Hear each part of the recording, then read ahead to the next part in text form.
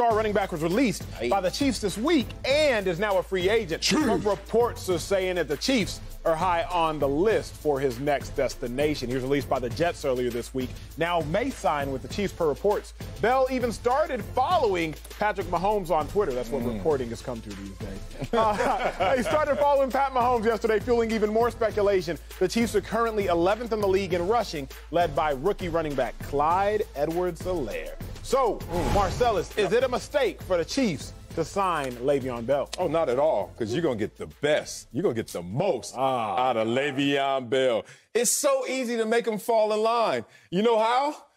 Pop in this tape of Scared Straight. Do you know what Scared Straight is? You ever seen those? Before my time. Damn, how old are you? Yeah. Scared Straight is something that they used to show us little kids, I guess at-risk kids maybe sometimes, that they would show you some real... Oh, in jail. Yeah, I remember that. Real prisoners, like death row inmates. I'm like, I'm 9. I'm good. Hey, man, you better study. All that. You know what this tape is going to have? What's going to It ain't going to have nobody on death row. It's going to have LaShawn McCoy on there say, hey, remember me? I was a great running back, came to KC. And did you see the Super Bowl? Did you see me playing it? Oh, you didn't. You know why? Because you got to perform if you're going to be here. Not only do you have to stay in line, but perform. We're talking about Shady McCoy, who went there. What, he got 1 snap in the playoffs? Good Lord. 13 regular season games, over 600 yards, 5 touchdowns. But when it mattered most, they didn't use him. If I'm Le'Veon Bell, I know they have abundance of riches. I know if I go there, I get the glow. Everyone starts to say, oh, the shine is back. Complimentary back in that situation. But I also know I got to bring it.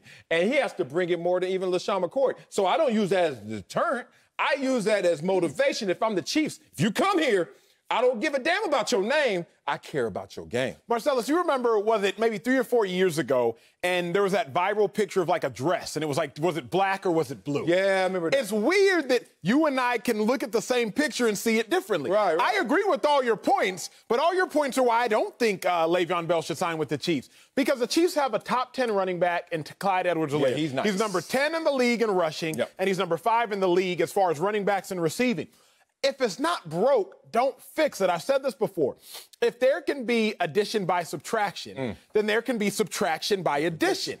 Why would you add Le'Veon Bell to a pie that's already perfectly fine, that's already perfectly fixed? I know what some may say. You can never have too much talent in a locker room. You can't. But you can have too many personalities in the locker room. Okay. The Chiefs already have Tyreek Hill, personality. Travis Kelce, personality, had his own reality show. You already have the Honey Badger, personality. Larger-than-life personalities, but the locker room meshes perfectly. Why in the world would you mess with that? Whenever you're making a business decision, and again, I'm going to brag about my 2 degrees because you always brag about Columbia. Whenever you're making a business decision, you have to do one pivotal thing, a cost-benefit analysis. Yes. What will it cost you, and what are the benefits? You analyze that, and that is what dictates the decision you make. As I run this cost-benefit analysis of adding Le'Veon Bell, what will it cost them? It will cost them potential chemistry within the locker room. What is the benefit? You already have a top 10 running back, so now I want 2 top 10 running backs. I just can't make a ton of sense of that, big bro. Well, look, the reason I would do it is because, 1, I know I'm going to get a fully motivated top 10 running back if he's right. But 2, there are enough carries to go around. Like, you can go with, we have our workhorse and we're going to grind him out.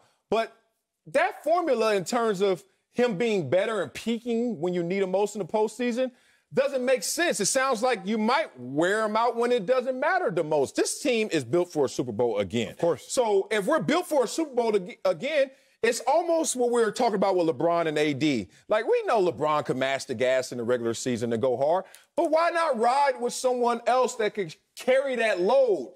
And if you're the Chiefs, you want the load to be shared to a degree, and you bring in this guy. All of a sudden, he's trying to go out there fully motivated to get his career back on track. That, to me, is the ideal situation. I don't want to play with the injury situation. I don't want anything to happen to us in terms of running game and it not be supported with more talent. His personality will not enter this room. You know why? Because if it does, his career is over. He can't go from Pittsburgh, sit out a year, go to the Jets, mess up. He was like 53rd rank of 54 eligible rushers. And then go to KC, mess that situation up, and you can't talk about the situation or the system because it makes everyone look better. How can you mess this up? That's why I bring him in. The issue with me is the Chiefs don't need him. What I mean by that is you brought up LaShawn McCoy. That's a great example. LaShawn McCoy was inactive in the Super Bowl. No. The biggest game of the Chiefs, their season, biggest game of Andy Reid's life since his last Super Bowl when they played the Patriots when he was with the Eagles. You had LaShawn McCoy inactive. So if I'm sitting there and I'm the Chiefs, if Shady could be inactive, you have Le'Veon Bell, you just don't need him. So I'm sitting here thinking about Le'Veon Bell. Here's a guy who a month and a half ago tweeted that nothing was wrong with his hamstring when Adam Gase sat him out during practice and said we sat him out because of his hamstring. He's going to take that to Twitter. Then he's going to go in a game 2 weeks later and pull his hamstring and wind up on IR. You have a guy who, after this past Sunday, takes to Twitter to once again vent. All these personalities that the Chiefs have, all these nicknames that the Chiefs have, Cheetah, Honey Badger, all this stuff, and yet they don't have no drama. And now you want to insert one of the most dramatic players the NFL has seen in the last 5 to 10 years, a guy who, Marcellus, you know how hard it is to play 1 year in the league. Le'Veon Bell said, I'll just sit it out. Like, this is a guy who chose to sit out a season because of disputes.